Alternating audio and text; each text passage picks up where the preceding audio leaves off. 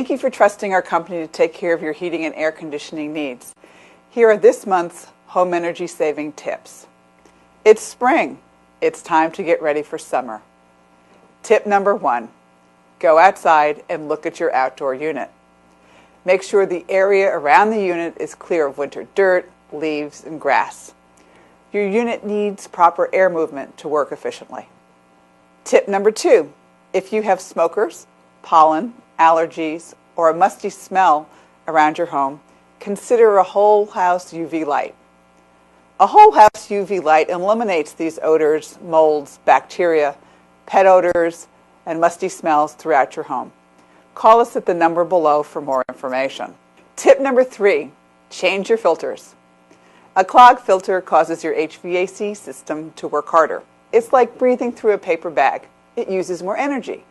Clogged filters cause you to write larger checks to your utility company. It's time to have your air conditioning system maintained by a professional company like us.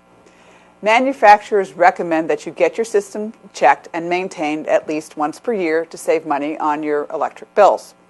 Better yet, join our exclusive maintenance program for hassle-free maintenance and great benefits. Call us at the number below to join and schedule your maintenance call.